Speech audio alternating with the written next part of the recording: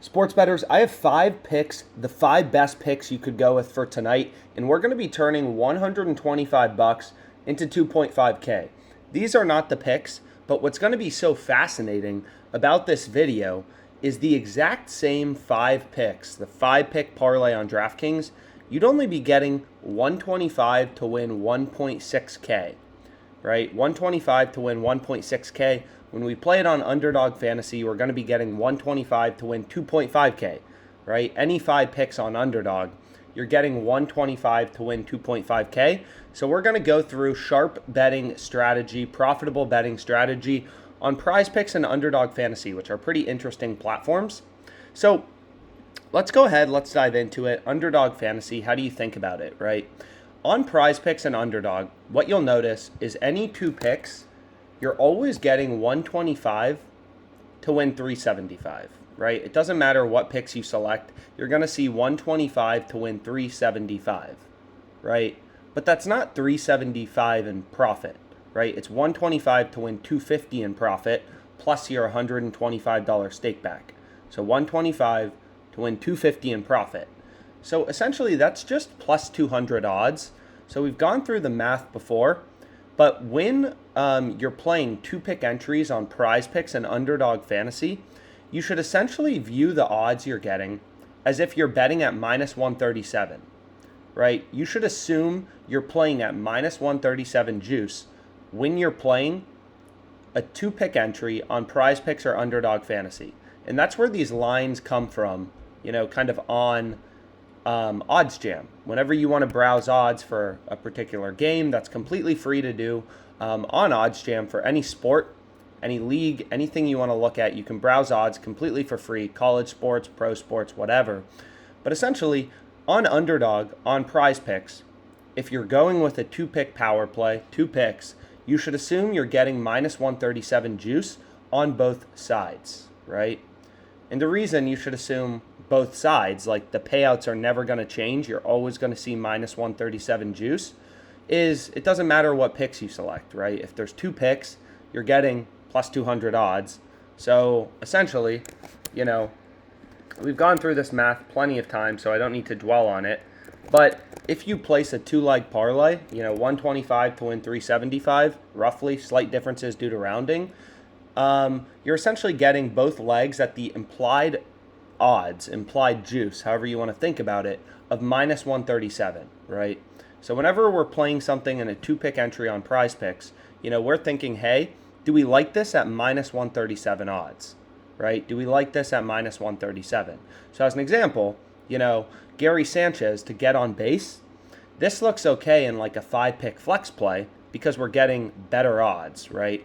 Like, depending on if you go with a 2-pick power play, a 3-pick, a 4-pick, or a 5-pick flex, the odds vary, right? Underdog Fantasy has very advantageous odds on 3 picks. So you'll notice on Underdog Fantasy when we're playing, we never go with 2-pick entries. We're always going 3-pick or 5-pick because the odds are much more advantageous. And you can feel free to comment any questions. We've done a ton of videos on PrizePicks betting strategy, Underdog strategy, but any questions you have, feel free to comment them. But essentially 3-pick entries on Underdog Fantasy are kind of optimal, right? For a lot of reasons.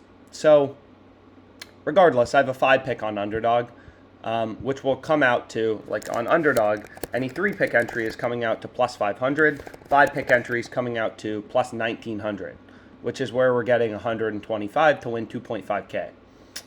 So essentially, when we're playing on PrizePicks, like if you're going with this NRFI bet in Rockies Giants, the true odds with the VIG removed is going to be minus 130-ish. So in a 4-pick power play, it looks good. You wouldn't want to play, you almost never want to play something in a 3-pick power play on PrizePicks because the implied juice is minus 141, which is horribly high. That's 82 cents in VIG in the market. Like you can see here, Pinnacle only has 20 cents a market with.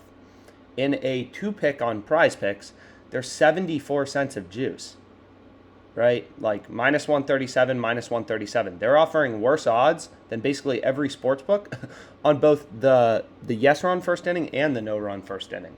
So, Maybe you'd like this in a 4-pick power play if you have 4 other picks you want to go with, because it's like, yeah, every single sportsbook has the NRFI heavily favored. FanDuel's pricing the NRFI at minus 154. DraftKings at minus 160. BetOnline at minus 154.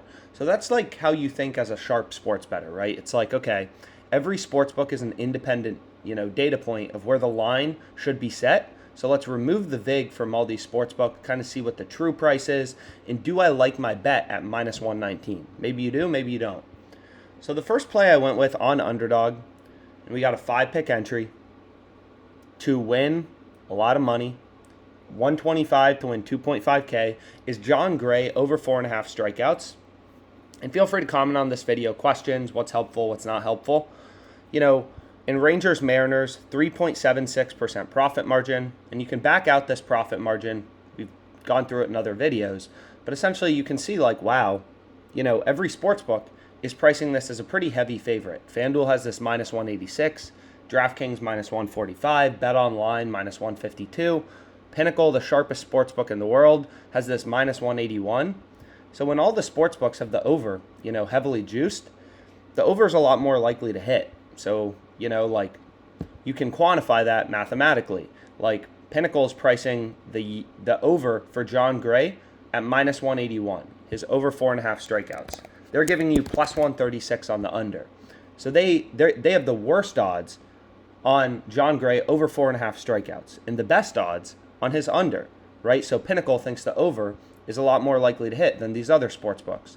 So you can kind of quantify that mathematically with a no vig odds calculator. And all it does is it takes, there's no hocus pocus. This is literally the way sports books work. It's just simple math, right? All it does is it takes the sports books market, right? Converts it, removes the juice. So it removes the vig, the spread the sports books add in, the tax, whatever you want to call it, and tells you the win probability for your bet. So according to Pinnacle, John Gray's 60.32% to go over 4.5 strikeouts, which implies a fair price with no vig of minus 152, right? If you were to remove the vig. So Pinnacle, their model is pricing John Gray over 4.5 strikeouts at minus 152 true odds. 60% to go over, 40% roughly to go under. So they believe the true price is minus 150, right? BetOnline is a little less bullish. They have this minus 152 plus 117. So they only have John Gray over 4.5 strikeouts 57% of the time. True price minus 130. So you can treat every single sportsbook kind of as an independent data point, right, of where the line should be set. And we're getting minus 122. This bet looked incredible value to Pinnacle. What about to BetOnline? The true odds is minus 131. We're getting minus 122. Still seems like pretty great value. So basically, we're getting value, to every sportsbook in the market. DraftKings has this minus 145, plus 110. The true odds is minus 124. So DraftKings is a little less, in favor of the over than BetOnline and Pinnacle. But these are two of the sharpest sportsbooks, right? So we're very happy with this play on the over. And essentially what OddsJam does, right, is it just kind of takes all these odds in the market. If you go ahead and you open it up for any market you want to bet on, OddsJam just takes all these lines from Underdog, DraftKings, FanDuel, Pinnacle, everything, scans them, updates them in real time, the lines, and just shows you where the value is mathematically, right? There's no BS. It's just, sharp sports betting, finding value in the data. Sports betting is all about data. It's all about finding value, bets that beat the vig, bets that have an edge. Finding as many bets as you can like this and placing them in volume, right? So if your bets have an edge, they're not guaranteed to win, but you're going to win in the long run. So your goal is to place as many bets as you can with an edge. So the second pick I have is Cole Irvin under 4.5 strikeouts. Once again, incredible value. Pinnacle, minus 160s on the board. Every sportsbook has the under for him heavily favored. So Cole Irvin is much more likely to go under than over, which is the opposite of John Gray, who's more likely to go over in strikeouts than under. So Cole Irvin, under 4.5 Ks. We got Odor to record a hit. Every sportsbook has the over heavily favored, so he's much more likely to get a hit than to not get a hit. Minus 150s across the board, kind of. And then you can see there's some plays on PrizePicks. You got the NRFI and Rangers Mariners. yada yada. And then there's 2 player hits ones. We got Urias and we got Candelario. So I'm playing 5 picks. Basically, you can just blindly bet the page.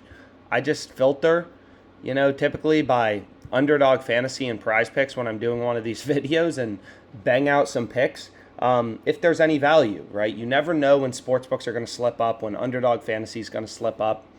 Yesterday we did a live stream, and an incredible bet just like popped up, but you never know when they're going to occur. So you kind of need to be constantly looking, right? The more you look, the more time you spend sports betting, the more money you make. It's not the more highlight reels of baseball pitchers that you watch. It's the more data you look at, the more you're looking for inefficiencies in the market, sharp bets, value, whatever. So 5 picks, 125 to win 2.5K, super profitable. We've gone through kind of the math, how you can back out the profit margin of your bet, yada, yada, yada. But we have 5 incredible bets here. So hopefully you're able to tail it, get it down, and let's make some money.